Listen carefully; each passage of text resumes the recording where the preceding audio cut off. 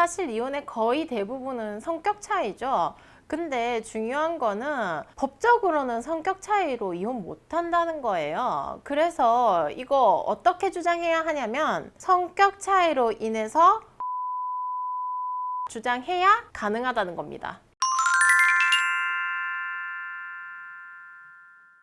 안녕하세요. 이지로TV 이지원 변호사입니다. 이혼을 결심하시는 분들은 필수적으로 알아야 되는 내용인데요. 바로 법에서 딱 정해진 이혼 사유 6가지 알려드리겠습니다. 사실 법에서는 이혼을 허용해주는 경우 6가지만 정해놓고 있는데 이게 아니라면 이혼이 안 된다는 얘기인 거죠.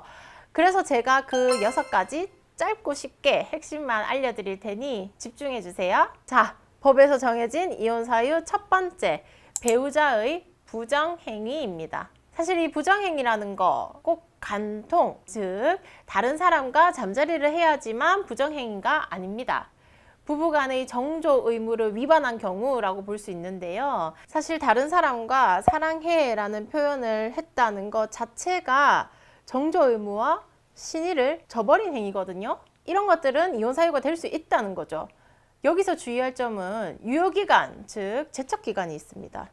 바람 피우는 걸 안 날로부터 6개월 이내에 소송 제기해야 됩니다.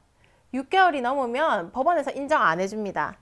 그냥 묵인하고 용서한 걸로 생각하는 거죠. 그리고 소송 제기는 딱 2년 이내에 생긴 간통행위에 대해서만 인정해 줍니다.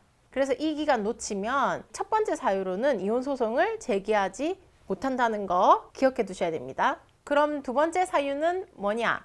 그건 바로 배우자가 악의로 일방을 유기했을 때입니다. 쉽게 말하면 부부에게는 동거 의무, 협조 의무, 부양 의무가 있는데 이를 무시하고 집을 나간다든지 단독적으로 재산 탕진한다든지 하는 사유가 발생할 때를 말하는 겁니다. 세 번째, 법으로 정해진 사유는 배우자의 부모님으로부터 심각하게 부당한 대우를 받은 경우를 말합니다. 이건 단순히 고부 갈등의 수준을 넘어서서 도저히 결혼생활 유지할 수 없을 만큼의 심각한 대우를 말하는 건데요. 폭행은 물론이고 폭언 등 정도가 좀 지나친 경우에 이에 해당한다고 할 수 있는 겁니다. 네 번째, 법으로 정해진 사유는 내 부모님이 배우자로부터 심각하게 부당한 대우 당한 경우를 말합니다. 사실 이런 일 발생하면 이혼이 문제가 아닙니다. 쳐 죽여야죠. 그래서 아무리 부부끼리 심각한 경우라도 이런 경우는 사실 잘 없지만 이건 역시 법에서 정해진 이혼 허용 사유 중 하나라는 겁니다. 자, 법으로 정해진 다섯 번째가 뭐냐? 그건 바로 배우자의 생사를 3년간 알지 못하는 경우를 말합니다. 이 경우는 그냥 단순히 집 나가서 연락 안 되는 경우를 말하는 게 아니라 경찰에 실종 신고 등을 통해서 실제 생사를 전혀 알 수 없을 때를 말하는 경우니까 참고하시기 바랍니다. 이제 가장 중요한 사유가 바로 이 6번째인데요. 앞에서 말한 5가지는 사실 어떻게 보면 누가 봐도 당연히 이혼해야 되는 사유죠. 근데 6번째가 참 애매합니다. 우선 법에서 정해진 사유 알려드리면 혼인을 지속하기 어려운 중대한 사유가 있을 때라고 규정하고 있는데요. 거의 대부분의 부부가 이혼할 때 이 조항을 적용합니다. 바로 성격 차이가 이 조항을 적용해야 하는 겁니다. 사실 부부끼리 성격이 완전히 맞을 수가 있나요?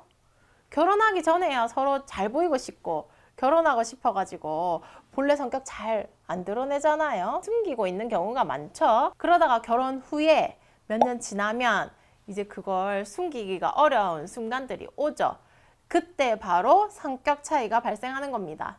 저도 사실 부부가 성격이 반 정도만 맞으면 잘 맞다고 보는데요. 이게 아닌 경우가 있다는 거죠. 결혼 전에 술 좋아하는 걸 모르는 겁니다. 왜냐하면 숨겼으니까요. 근데 결혼 이후에 허구한 날 술 마시는 거죠.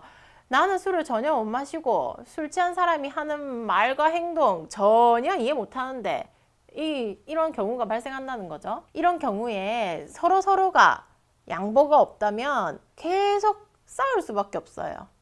이런 경우에 이 6번째 조항을 적용할 수 있다는 겁니다. 또 다른 예를 들어볼게요. 한 명이 결박증이 있는 겁니다.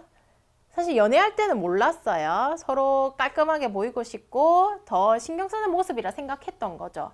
근데 이게 결혼하고 나니까 우리 같은 침대에 맨날 자야 되고 도저히 용납이 안 되는 거예요. 밥 먹을 때도 그렇고 우리 욕실도 같이 못 쓰는 경우가 생기는 겁니다.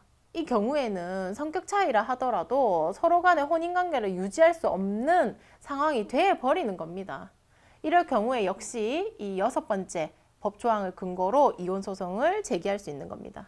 이혼 상담해보고 소송도 제기해보고 많은 분들 만나뵈면서 느낀 점이 진짜 부부마다 집집마다 얘기가 다 달라요. 무궁무진하거든요. 성격 차이라는 그 네 글자에 다 담을 수 없는 무수한 사연들이 결국에는 이 6번째 법률 조항에 적용이 되는 겁니다. 자, 그래서 오늘은 이혼을 결심하신 분들이 꼭 알아야 하는 법에서 정한 이혼 사유 6가지에 대해서 알아봤고요. 다음 영상에서도 이혼에 관한 도움되는 주제로 찾아뵙겠습니다. 영상이 좋으셨다면 꼭 구독과 좋아요 부탁드리고 다음 영상에서 뵙겠습니다. 오늘 영상 끝까지 봐주셔서 감사합니다.